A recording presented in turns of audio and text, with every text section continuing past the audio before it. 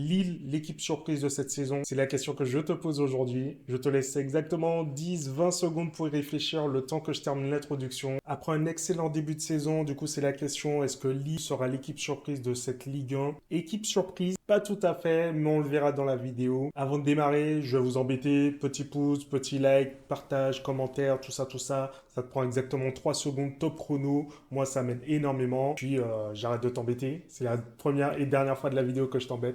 On passe tout de suite à la vidéo. C'est parti. Équipe surprise donc, pas tout à fait comme je te l'ai dit dans l'introduction.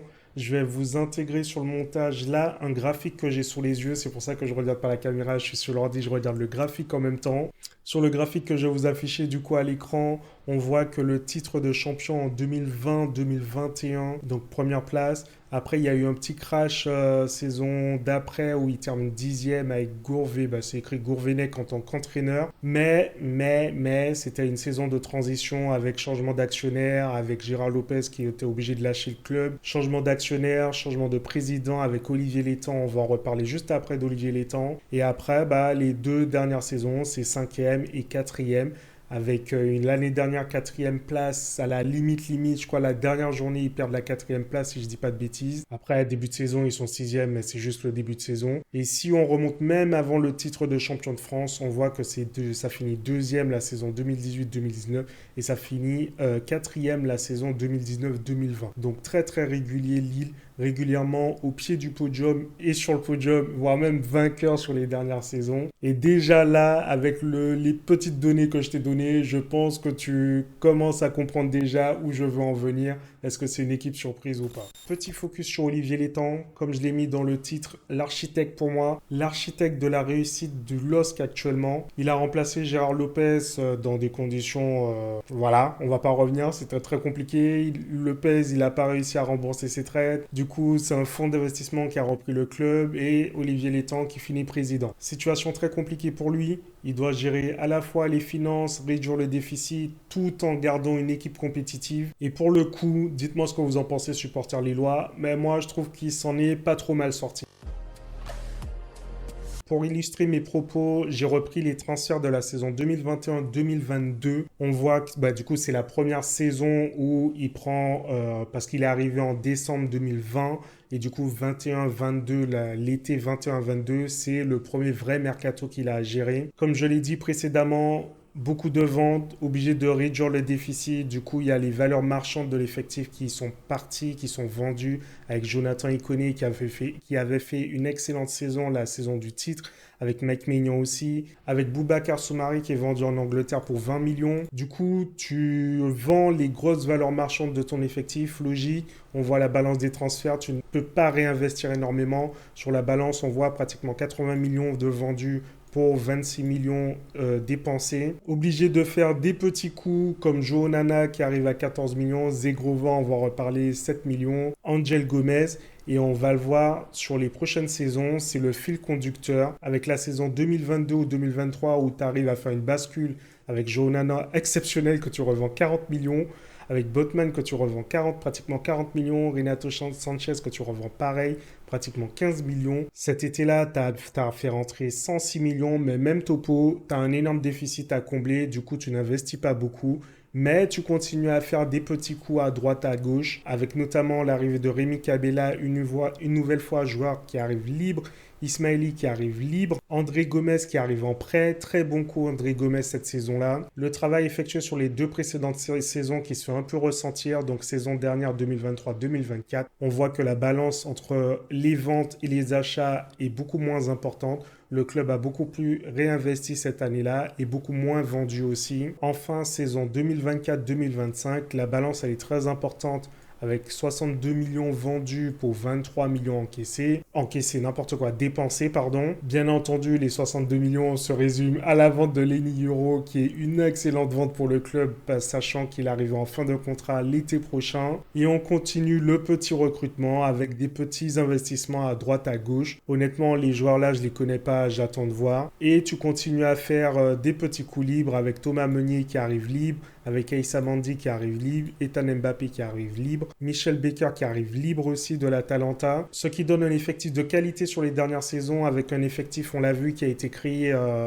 constitué de mercato en mercato, avec des petits coups vraiment bien sentis. On voit que c'est plutôt équilibré, il y a des doublures à tous les postes, il y a de la qualité sur toutes les lignes. On peut sans doute se dire qu'il manque peut-être quelqu'un sur l'aile droite avec Zegova, mais de toute façon, on va en reparler dans la suite de la vidéo parce que honnêtement, ça n'a pas d'incidence.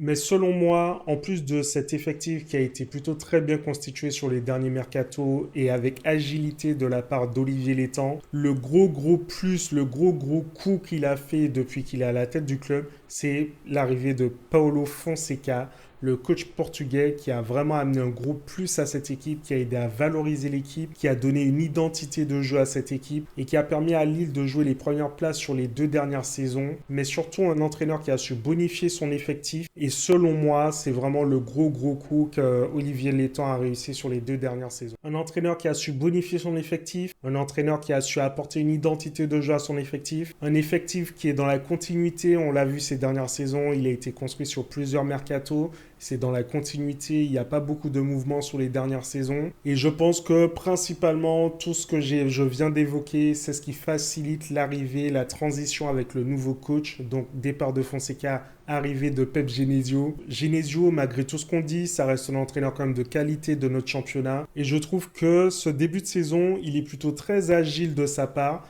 et qu'il assure une transition en douceur, reprenant les bases de ce qui ont fonctionné sous Fonseca, tout en apportant une petite touche, sa petite touche personnelle. Ce qui a fonctionné sous Fonseca, je vous l'affiche encore une fois à l'écran de ce côté, hop, juste là. Là, je vous affiche les top joueurs, les joueurs sur lesquels Fonseca s'est appuyé lors de la première saison et qui ont performé. On retrouve Rémi Cabella, on retrouve Zegrova, on retrouve Jonathan David, on retrouve Benjamin André. La saison 2 avec Fonseca, c'est exactement la même chose. On retrouve du Zegrova, on retrouve du David. Il y a du Thiago Santos qui a été intégré. Il y a encore du Benjamin André. Il y a encore du Rémi Cabella. Il y a du Ben Taleb. Très bon coup. J'en avais pas parlé, mais ça faisait partie des bons coups aussi de la saison dernière. Angel Gomez qui a fait aussi une grosse saison la saison dernière.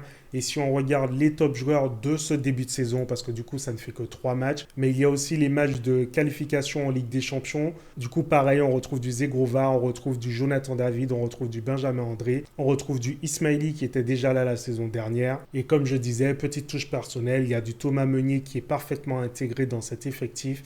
J'adore le rôle hybride qu'il lui a donné. Petite touche personnelle donc, c'est ce que je disais juste avant, parce que sur ce début de saison, il n'a pas repris le 4-2-3-1 qu'utilisait souvent Fonseca, mais il a instauré sa défense à 3 ou à 5, ça dépend des situations, ça dépend des adversaires, etc., etc. Vous connaissez le débat sur défense à 3, défense à 5. Comme je disais juste avant, j'aime beaucoup Thomas Meunier dans ce rôle hybride d'axe droit où il couvre un peu les montées de Thiago Santos. Donc là, pareil, on revient sur ce que je disais, il s'appuie sur ce qui a fonctionné. Thiago Santos de le couloir droit, c'était très fort. Donc lui, il va le positionner beaucoup plus haut dans une défense à 3. Enfin, dans une défense à 3 centraux et lui dans le couloir droit, du coup, qui peut monter énormément. Il a gardé la base avec Benjamin André, Angel Gomez. J'adore ce milieu de terrain parce que Benjamin André, c'est solide, on connaît.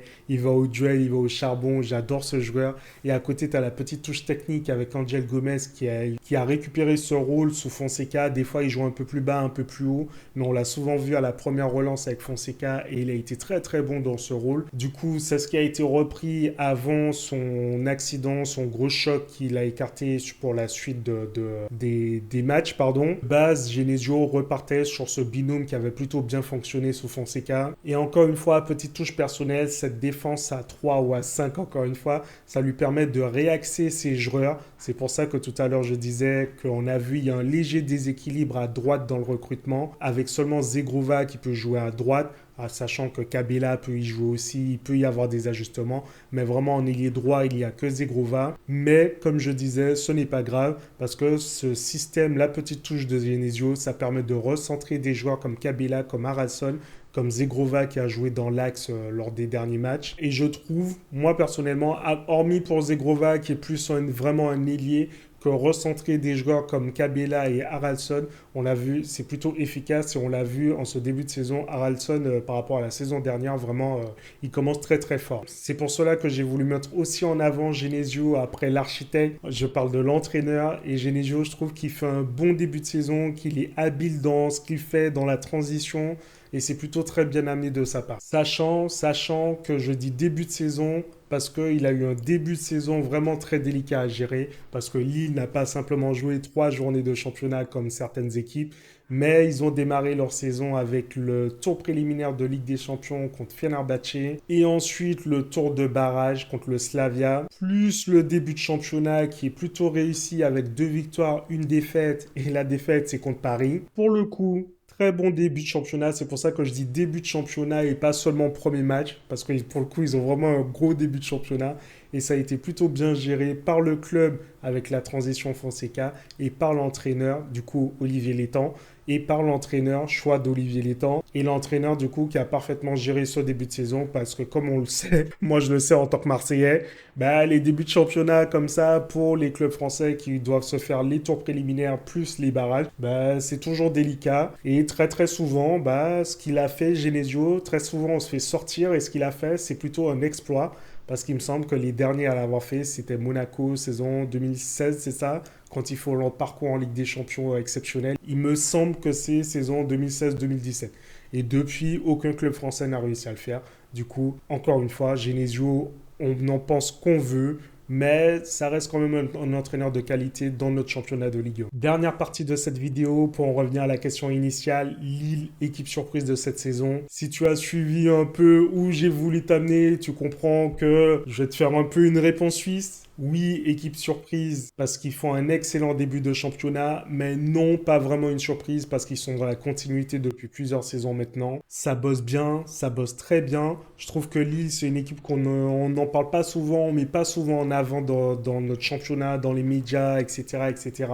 Et selon moi, c'est une équipe qui sera là, qui va lutter pour les premières places de la saison. Après avoir la nouveauté Ligue des Champions pour tous ces clubs qui vont jouer Ligue des Champions plus championnat, Ligue des Champions, nouvelle formule avec plus de matchs qui va monopoliser les équipes jusqu'à janvier, il me semble. Donc, à voir comment Genesio va gérer ça. Ligue des Champions, plus de matchs, les matchs en semaine, les matchs sur les 3 jours, avec les suspensions, les blessures qui vont s'accumuler. On verra bien. Mais moi, personnellement, je pense que Lille, ça va être une équipe, mon pronostic, qui va jouer les premières places de ce championnat. Et pour mouiller, vraiment mouiller, je pense qu'ils vont finir dans le top 4 encore. Je te souhaite une bonne journée, une bonne soirée. Ça dépend à quel moment tu vas regarder cette vidéo. Ça dépend à quel moment je vais finir de la monter. Et puis voilà, on se dit à très vite pour une prochaine vidéo.